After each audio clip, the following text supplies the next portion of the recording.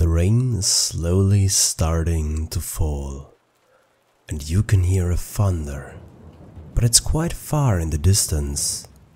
So far, in fact, that it doesn't bother you. It's rather relaxing.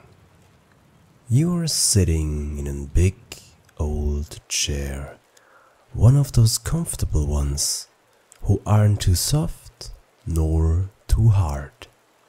Right next to you there's a cup of tea, and the sweet smell of the steam is erupting into the air, and it fills the room with a nice aroma. Right next to you is a candle that spans a little bit of light, just as much so you can feel even more sheltered. The only thing that is missing now is a good old story. Hello, my fellow Kenshi players, and welcome to my first lore video. Today we are going to do a little bit of a difference. We are going to talk about the history of the United Cities. When were they founded? When did they rise up to power? We are going to dive deep into the information that we have. Although I have to admit that there isn't 100% translated lore from the books, Kenshi is and will always be a merry, mysterious place. So take everything I say with just a little grain of salt. Now take a sip of your tasty tea and join me on this journey.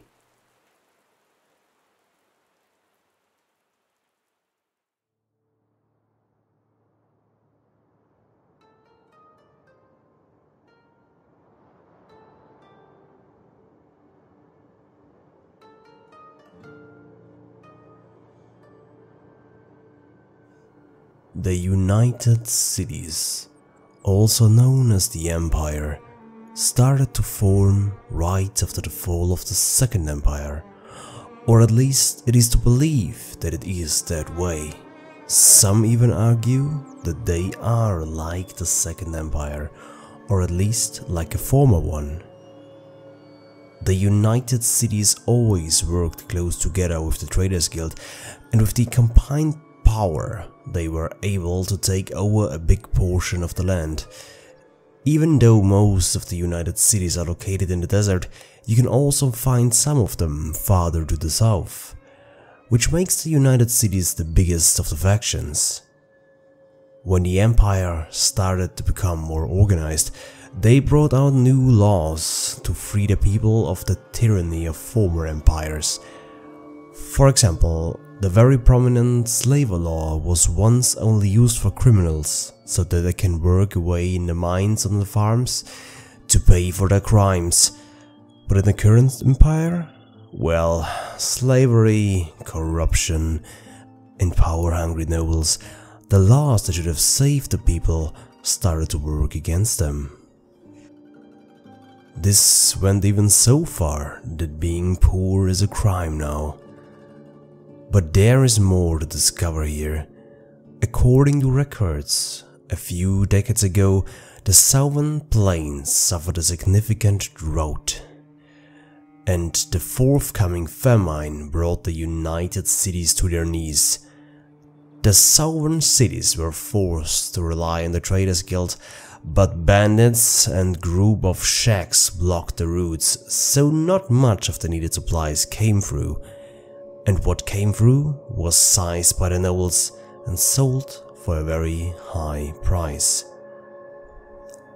This resulted in a rebellion of the lower class. A rebellion where many nobles, even including Emperor Ansai himself, lost their lives. But the rebels were eventually put down and the survivors were enslaved. And after the fall of Ansai, Emperor Tengu started to take over. He is the reason why things got even worse. A cruel man with no common sense. And to make things even worse, Emperor Tengu handpicked a cabal of ruthless nobles known as the Noble Circle. Many theorize that the unstable leadership of the new empire and his circle forced the Holy Nation to do the next cruel task. Not so long ago, the peace between those two factions was shattered when the Holy Nation decided to attack the city of Bast and burn it down to the ground. The attack on this once so thriving city was cruel. There was even talk about people being burned alive and children being taken to rebirth.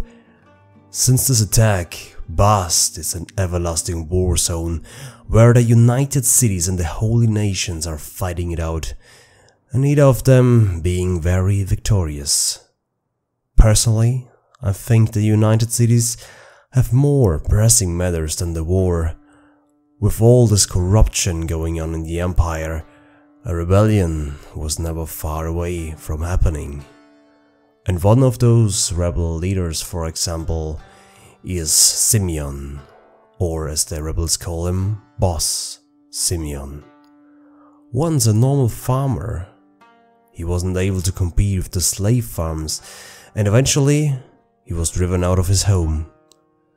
There is more lore to discover here, but this is more about the United Cities, so the most important thing is that he is categorized as a terrorist from the United Cities, and he wants his revenge.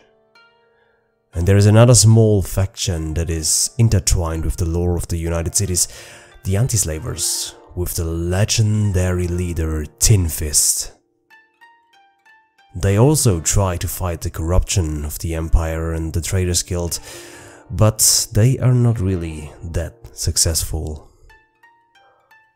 All these events lead to the current state of the United Cities, and even though it does sound chaotic, they also maintain one of the more civilized societies in Kenshi.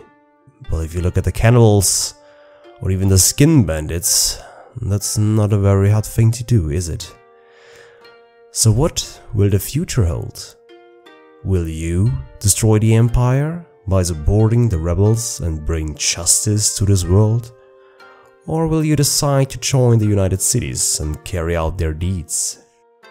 Whatever you want to do, it is your choice to make. And that is the beauty of Kenshi. I wish I could tell you more about the United Cities, but we have talked about all the main important lore that makes it what it is today. Well, you know what guys, you could do me one favor here. Since this is my first lore video and a video like this, you could let me know in the comments what you thought about it. Do you like this more of a narration style? The slow talking and the explaining? Or maybe you dislike it, maybe you are more into my Let's Play series. And if you are new to this channel, and it's the first video that you saw, I do have a few Kenshi series. One is currently running, but it's about to end, and I have a new one planned, so if you wanna stay updated for more Kenshi content, you can consider subscribing to this channel. Hey, it's free and it only takes a few seconds of your time, so that will be really nice. And who knows, maybe we can talk about the Holy Nation the next time.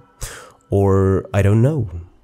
What else do you wanna hear? Maybe about the Shek Kingdom, because there is also quite a bit of lore to discover here. If you think about Astata, the Stone Golem, or the Holy Lord Phoenix. Well, even the tech hunters might have some nice lore to discover.